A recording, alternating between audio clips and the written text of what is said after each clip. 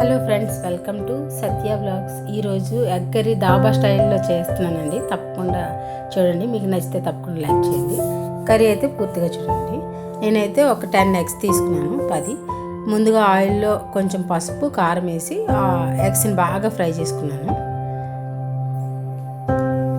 Fry చేసుకున్నాక అప్పుడు ఉల్లిపాయలు, పచ్చిమిర్చి, కరివేపాకు వేసి బాగా ఫ్రై చేసుకున్నాను. అవి కూడా ఎర్రగా వేగే వరకు.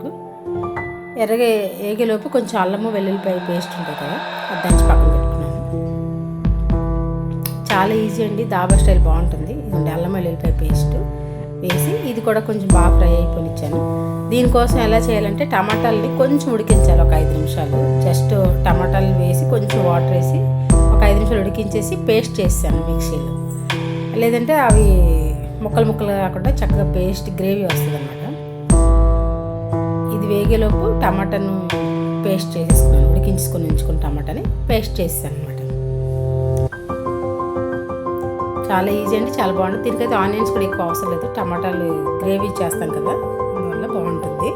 తప్పకుండా ట్రై చేయండి. ఎగ్ కర్రీ ఎప్పుడు ఒకేలా కాకుండా.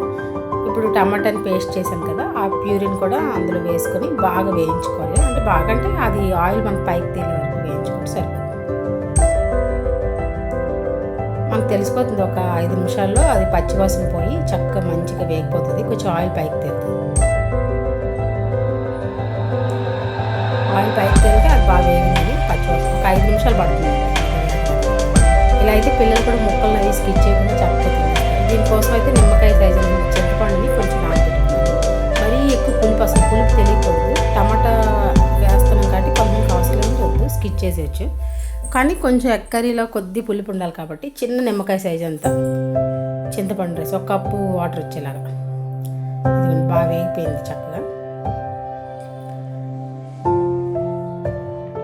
ఇప్పుడు ఇట్లా వేగేటప్పుడు చిటికెడు మసాలా పొడి వేసానండి ఆ గ్రేవీకి పడడానికి. ఆ మసాలా కోసం ఏంటంటే దీనికోసం స్పెషల్గా దాల్చిన చెక్క, ధనియాలు, లవంగాలు, యాలకులు, ఒక 2 యాలకులు, 2 లవంగాలు, ఒక చిన్న దాల్చిన చెక్క, కొంచెం ధనియాలు, కొంచెం జీలకర్ర వేయించి పౌడర్ చేశాను. ఆ పౌడర్ అయితే మంచి ఫ్లేవర్ వస్తుందండి. దాల్చిన చెక్క ఫ్లేవర్ కంపల్సరీగా ఉండాలి. ఒక ఇంచ్ అనమాట దాల్చిన చెక్క, ఒక 2 లవంగాలు, 2 యాలకులు. యాలకులు ఏంటంటే నీచు వాసన రాకుండా మంచిగా వస్తుంది. మనకి దాబా స్టైల్లో కర్రీస్, రోటీస్లో కర్రీ చాలా బాగుంటుంది, రైస్లో కూడా చాలా బాగుంటుంది. దీనిలో ఇంకా మనం వేసుకోవాలనుకుంటే జీడిపప్పుని నానబెట్టి పేస్ట్ చేసుకుని కూడా వేసుకోవచ్చు, అంటే గ్రేవీ చిక్కగా రావడానికి. కానీ నేనైతే వేయలేదు, కానీ చాలా బాగా వచ్చింది టేస్ట్. ఇప్పుడేమో సాల్ట్, కారం కూడా యాడ్ చేశాను.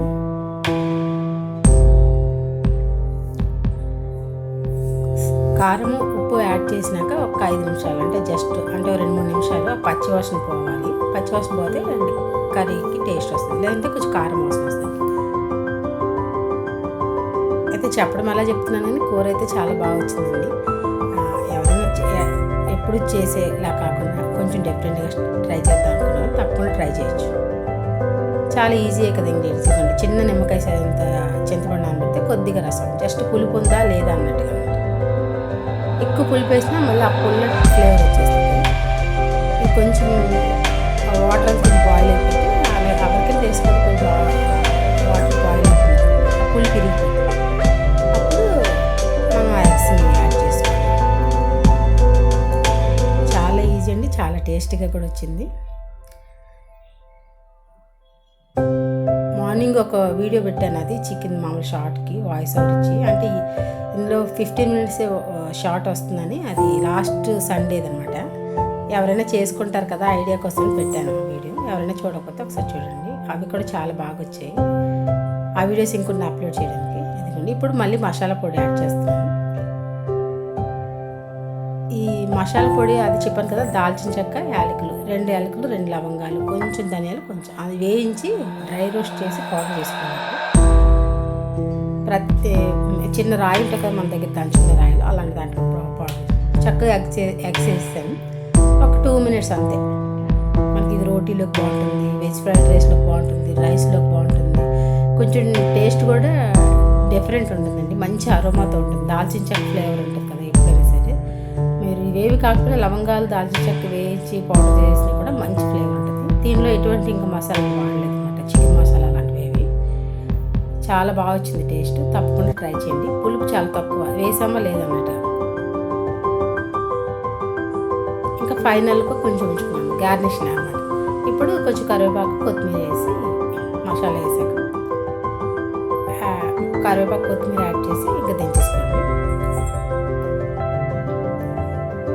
దీనికోసం అయితే టమాటా ఉడికించి పేస్ట్ చేసుకోవాలండి. జస్ట్ ఒక 2 నిమిషాలు ఉడికిస్తే కొంచెం ఆ ఫ్లేవర్ డిఫరెంట్ తెలుస్తుంది మనం వండేటప్పుడు. తప్పకుండా ట్రై చేయండి. వీడియో అయితే పూర్తిగా చూడండి. నచ్చితే తప్పకుండా లైక్ చేయండి, షేర్ చేయండి, సబ్స్క్రైబ్ చేసుకోండి. మన ఛానల్లో పూజ వీడియోస్ కూడా చాలా ఉన్నాయి. ఎవరైనా ఛానల్ ఫస్ట్ టైం చూసినట్లయితే ఛానల్ విజిట్ చేసి చూసి మీకు నచ్చితే ఛానల్ అయితే సబ్స్క్రైబ్ చేసుకోండి. ఇప్పటి వరకు ఎవరైనా చూసినందుకు థ్యాంక్ యూ ఫర్ వాచింగ్. అంతే, ఈజీ ఎగ్ కర్రీ రెడీ. చాలా బాగుంది.